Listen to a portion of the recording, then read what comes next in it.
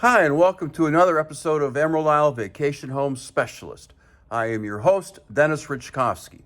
Some of you recognize me as the co-owner of Flip Flops Donuts, and some of you know me as your broker of real estate who specializes in waterfront and waterview properties along the Crystal Coast, especially on Bogue Banks and in my town of Emerald Isle, North Carolina. On this channel, you will find essential information from the inside scoops on buying and selling homes to how to live with the ocean, rivers, and sounds that define the Crystal Coast. Today's episode is all about 4 essential steps all homeowners must take when selling their home here on the Crystal Coast. Whether you are listing with a realtor or going the FSBO route, knowing these 4 essential steps will put more money in your pocket at closing. And that is a story that deserves telling. Before I begin, please subscribe to my video channel now or at the end of the episode. These 4 essential steps all homeowners must take when selling their home here on the Crystal Coast are all about making your home look great to any buyer who comes to see it. Essential step number 1, and the subject of today's video, is to declutter and clean. Too much clutter and lack of home preparation is one of the biggest mistakes home sellers make, and many agents make the same mistake too. Ask me how I know. Expert advice on this subject is available on the internet, in bookstores, and from professional home stagers. Feng Shui, staging, and how to sell a home books and articles abound. Or you can discover my expert advice available right here, right now in this episode. Stay to the end for an amazing free gift. Cleaning and packing away stuff is without question the first and best action you can take. Rooms, closets, and garages need to look neat and clean and as roomy as possible. Cluttered rooms and closets full of boxes and stuff make a home look small and make buyers wonder if their stuff will fit. The solution to the clutter is to simply get rid of it. Everything you don't use on a daily basis, put it in storage, or at least pack them up and store out of plain sight. Kitchens are the number 1 spot in most homes for clutter. Quickly, count up all the appliances and other items on your countertops. Now, where can you put all of them? A few weeks of inconvenience in getting them out of the house, storing them away, and doing without is well worth it, in my humble opinion.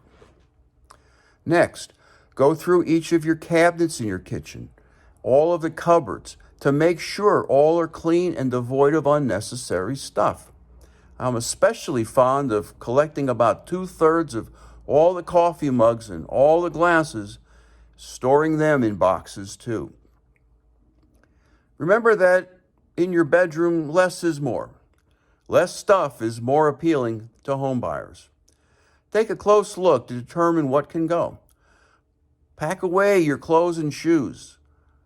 Hold back only about 25% of the shoes and clothes you've actually worn recently. Pack away books, toys, and gadgets you have lying around. You might even buy some new bedspreads. Make sure there is plenty of light in each bedroom. Curtains and blinds open. Freshen the air if needed. Make sure all nooks and crannies are clean. In bathrooms, clean out under the sink and the medicine cabinets. People will nose around. Make sure there is plenty of light and countertops are spotless. Do you need to recaulk the tub and sinks? No mildew allowed in here. Air fresheners might also be in order. Living rooms, family rooms, and dining rooms. Pack away stuff. Make them well lit and immaculately clean. Clean or repaint all nicks and scuffs.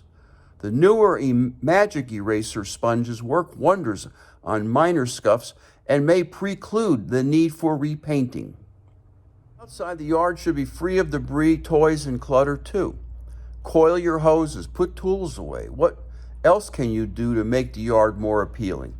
Well, perhaps a table and chair under a shade tree. Maybe repaint the swing set, new mulch or flower beds. tree or shrub trimming. A point to remember, nice flowers can brighten up any area. Home improvements are another matter. Newly painted walls are always appreciated, especially if coated with a neutral color. At the minute, pewter is a popular color choice. Updated kitchens generally are appreciated. However, unless the kitchen is extremely dated, I don't recommend spending a lot of money on granite countertops, new cabinets, appliances, etc. Some real estate agents advocate spending a lot of your money without any supportive evidence that you'll sell quicker or for more money. For example, spending $15,000 in a kitchen update might only net you $8,000 in resale. However, that update also may have brought you buyers to make an offer too. We've covered a lot of ground here on essential step number 1. If you're still with me, here's a list of some additional actions I recommend that you take that are both inexpensive but prudent when decluttering and cleaning your house. Remember that each new buyer is new. They haven't seen your home before. First impressions are critical. So without further ado and in order of priority, make sure that the front of your house is spotless all the way up to the front door. Consider filling in any foundation cracks in the sidewalks, patios, driveways, or walls. In my experience, a new front door might be the best home improvement to make when selling a house. Oftentimes, the buyers spend a lot of time out there while they wait for their real estate agent to open the lockbox. Make sure outside exterior walls are washed down and take some time to repaint and or replace exterior light fixtures. No flaking paint here. No wasps' nests or cobwebs either. First impressions, if they are bad, are hard to alter. Once inside, keep window coverings open and lights on at all times during showings, unless you are hiding an outside eyesore or a very close neighbor. Clean and wash all your windows, fireplaces, countertops, and your tables before anyone sees your house. Replace any loose, chipped, or broken tiles in the bathrooms. Replace shower curtains with new, clean, bright, and fresh ones. Repair any leaky faucets, both in the bathrooms and kitchen. Speaking of leaks, if your roof leaks or is visibly damaged, it may be a good idea to hire a professional roofer right about now, especially if your home is older. A roof near the end of its life will be a problem during inspection. Ask me how I know. Keep all stairways uncluttered and make sure all stair railings are tight and secure. Make all beds. This should seem obvious, but it is amazing how many times I've shown a house with the beds not made and the rooms a mess. You may have to bribe a teenager to keep their room clean. Pay them well.